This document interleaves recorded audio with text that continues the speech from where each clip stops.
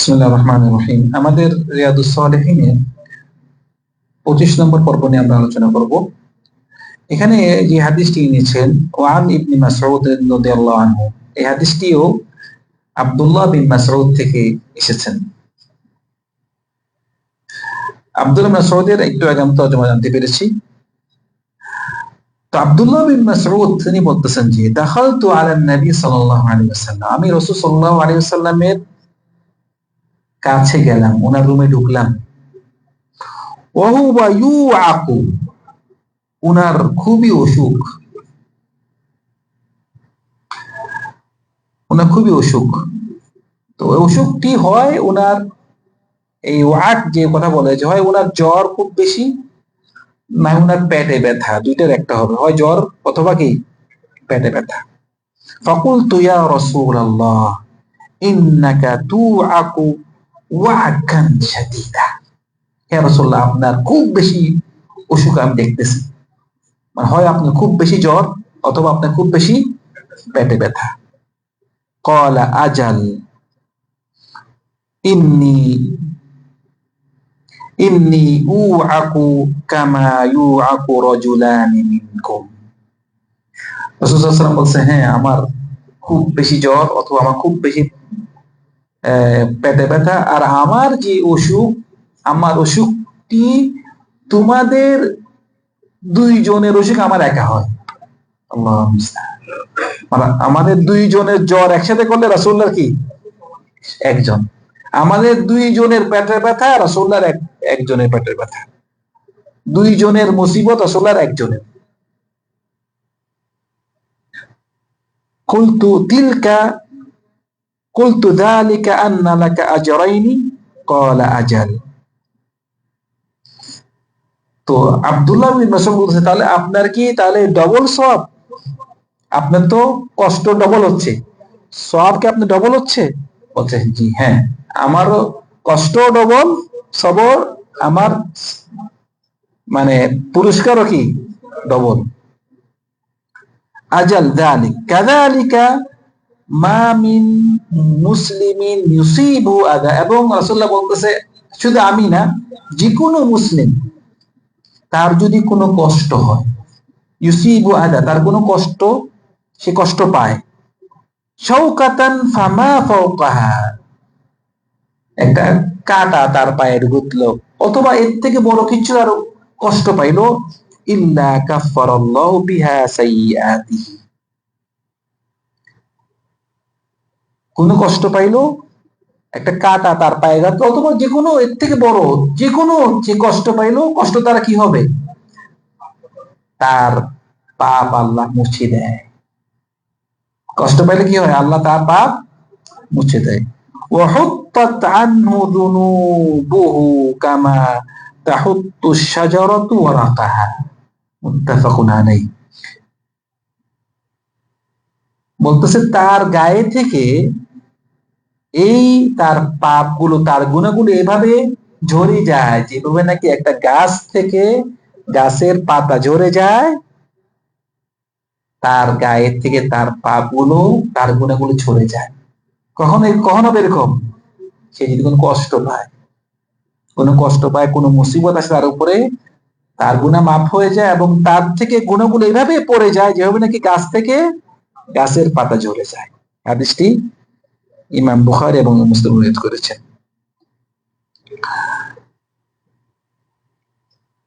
তারপর যে হাদিসটি এনেছেন হাদিস আবি হুরায়রা রাদিয়াল্লাহু আনহু থেকে, তিনি বলতেছেন যে ক্বাল রাসূলুল্লাহ সাল্লাল্লাহু আলাইহি ওয়াসাল্লাম মান ইউরিদিল্লাহু বিহি খায়রান ইউসিব মিনহু।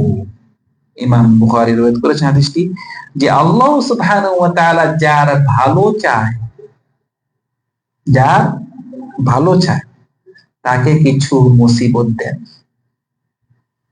সেজন্য আমাদের সমাজে যে একটা প্রচলিত আছে, অনেক সময় কোন একজন ব্যক্তির কোন একটা মুসিবত হলো, অসুখ হলো, আমরা কি বলি ভালো আছে, ওই লোকটা খুব খারাপ, মুসিবত এসে ভালো হয়েছে, নাউযুবিল্লাহ। আমরা জানি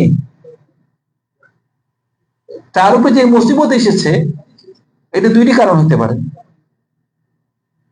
একটি হলো সে ভালো মানুষ, তার মর্যাদা আল্লাহ আল্লাহ কি আরো উপর করবে।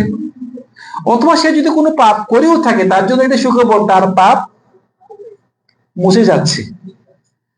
সেজন্য আমরা এখানে কিছু বলার নেই, আমরা কিছু বলার নেই তার ভালো মানে মুসিবত হয়েছে ভালো হয়েছে, দরকার আছে না। এই মুসিবত এসেছে, আমরা ভালো নিয়ত করবো যে আল্লাহ তাকে পছন্দ করে, যে আল্লাহ যার ভালো চায় তার উপরে কিছু মুসিবত আসে। তো মুসিবত আসলে এটা ভালো লোকের লক্ষণ, খারাপ লোকের লক্ষণ না। কোন মুসিবত আসে তার এটা ভালো লোকের লক্ষণ। অনেক খারাপ মানুষ আছে, একটা খারাপ মানুষ সে যদি পাপে লিপ্ত ছিল, হঠাৎ তার মৃত্যু হয়ে গেছে, এটা তার জন্য ভালো? নাকি তার উপরে কোনো মুসিবত আসলো, অসুস্থ হইলো, সে আল্লাহকে চিনতে পারলো, তওবা করলো, পরে পুরো নিষ্পাপ হয়ে সে মৃত্যুবরণ করলো, এটা তার জন্য ভালো হয়েছে না? আরো মুসিবত তার জন্য ভালো হয়েছে না? তো সেজন্য আল্লাহ যাকে পছন্দ করে তাকে তার উপরে কিছু মুসিবত দিয়ে থাকে। সেজন্য কারোর উপরে মুসিবত আসলে এটা ভালো লোকের লক্ষণ, খারাপ লোকের লক্ষণ না। খারাপ লোকের উপরেও মুসিবত আসতেছে কিন্তু এটা তার জন্য ভালো, সেই যে পাপ করেছে পাপও তার মুছতেছে, এটার জন্য ভালো। তারপরে যে হাদিসটি এনেছেন, হাদিস আনাস রাদিয়াল্লাহু আনহু থেকে। আনাস রাদিয়াল্লাহু আনহু তরজমা আমরা জানতে পেরেছি একটু আগে। এখানে বলতেছেন যে قال রাসূলুল্লাহ সাল্লাল্লাহু আলাইহি ওয়াসাল্লাম লা ইয়াতামান্না আহাদুকুমুল মাউতা লিদুররিন আসাবাহু। আনাস রাদিয়াল্লাহু আনহু বলতেছেন যে রাসূল সাল্লাল্লাহু আলাইহি ওয়াসাল্লাম বলতেছেন যে তোমাদের কেউ যেন তার কোনো মুসিবত আসলে সেজন্য মৃত্যুর আশা না করে, সেজন্য মৃত্যুর আশা না করে। আমাদের সমাজের মূর্খরা, আল্লাহ মাহবুব, অনেক মারা, অনেক বাবারা বলে এভাবে, ওর কেন মৃত্যু আসে না, আমি মরি না কেন, এভাবে বলে। ছোট্টখাট্ট একটা সন্তানরা দুষ্টামি করতেছে, মা হট্টু বলেছে আমি কেন মরি না, মা বলে এভাবে। সেজন্য মৃত্যুর আশা করা যাবে না এভাবে, কোন একটা মুসিবত আসলে মৃত্যু আশা করা যাবে না। অথবা কেউ কেউ তো মৃত্যু নিজেকে নিজে মেরেও ফেলে, আত্মহত্যা করে, মুসিবত এসেছে যে আত্মহত্যা করে। দেখেন না আপনার অনেক সময় অনেক ভাইরা ওই যে বিভিন্ন শেয়ার ব্যবসায় হারিয়ে গেছে, যে কি করে আত্মহত্যা করে, পরীক্ষায় ফেল আত্মহত্যা, অথবা অনেক ঋণ শোধ করতে পারেন আত্মহত্যা, অথবা অনেক বড় অসুখ সহ্য করতে, ক্যান্সার হয়েছে যে আত্মহত্যা করে। আচ্ছা, এই মৃত্যুটা কি আপনার জন্য রহমত? আপনি কি মারা গেলে কি শেষ? যদি বুঝতাম যে মারা গেলে আপনার এখানেই দুনিয়া, আর কোনো কাজ নেই, তাহলে হ্যাঁ বুঝলাম, কিন্তু মারা গেলে তো কবর আছে, শাস্তি আছে না এখানে। সেজন্য মৃত্যু, কোন মুসিবত আসলে আপনি মৃত্যু আশা করার আপনার জন্য ঠিক হবে না। বলছে ফাইন কানা লাবুদ্দা ফাইলা, যদি একান্ত বলতে হয়, মানে যেখানে আপনার মুসিবত এসেছে একান্ত কিছু বলতে হয়, তাহলে রাসূল আপনাকে দোয়া শিখিয়ে দিয়েছে। আমাদের ইসলাম ধর্ম মনে রাখবেন, এত সুন্দর একটা ধর্ম, আপনাকে একদিকে মানা করবে, মানা করে আপনার জন্য রাস্তা বন্ধ করে দিবে না, আরেকটা রাস্তা খুলে দিবে আপনার জন্য। এর কোনো উদাহরণ জানেন আপনারা? যে আপনাকে একটা রাস্তা বন্ধ করে দিয়ে আরেকটা রাস্তা কি খুলে দিবে। মানে আপনি কি বলবেন না যে করবা না, না করবা না, ঠিক আছে, হালাল ভাবে করো, হারাম ভাবে না। ছেলে মেয়ে কোন সম্পর্ক রাখা এটা হারাম, নিষেধ করে, কিন্তু আপনি বলতে ঠিক আছে ভালো বিয়ে করো, হালাল ভাবে করো, পশুর মতো হইও না, তোমরা মানুষ, আল্লাহ তোমাকে কি দিছে, সম্মান দিয়েছে। যেমন রাসূল সাল্লাল্লাহু আলাইহি ওয়াসাল্লাম একবার সাহাবাদেরকে বললেন, ওদের কাছে দেখবেন যে খুব সুন্দর খাজুর, তো বলে তোমরা এত সুন্দর খাজুর কোত্থেকে পেয়েছো? ওরা বললেন যে আমরা আমাদের কাছে মানে কম দামি খাজুর ছিল, আমরা কি করেছি 2 কেজি কম দাম খেজুর দিয়ে 1 কেজি খাজুর ভালো খাজুর বলে আনছি। 2 কেজি খাজুর কি দিছে, মানে 2 সা, আগে তো আগে ছিল সা, আছে 2 সা দিছে খারাপ খাজুর, পরে 1 সা ভালো খাজুর আনছে। আসলে বলছে না, এটা করো না, এটা এটা কি হবে, এটা সুদ হবে। তো রসুল্লাহ থেকে আর একটু রাস্তা দেখে দিয়ে তুমি এক কাজ করিও, 2 কেজি 2 সা খাজুরটা আগে বিক্রি করে দিও। সুন্দর সিস্টেম, আগে বিক্রি করে দাও, পরে দিয়ে এই টাকাটা দিয়ে ভালো 1 খাজুর কিনে নাও, বাস এটা হালাল হয়ে গেল। মানে আপনাকে পথটা পুরো বন্ধ করে দেয়নি, আর একটা হালাল পথ আপনার জন্য খোলা রেখেছে। তো রাসূল সাল্লাল্লাহু আলাইহি ওয়াসাল্লাম বলতেছে, কেউ যদি এরকম মুসিবত আসে তাহলে তোমরা মৃত্যুর আশা করিও না, কিন্তু একান্ত যদি তোমাদের কিছু বলতে হয় তাহলে একটা দোয়া বলিও। দোয়াটা কি?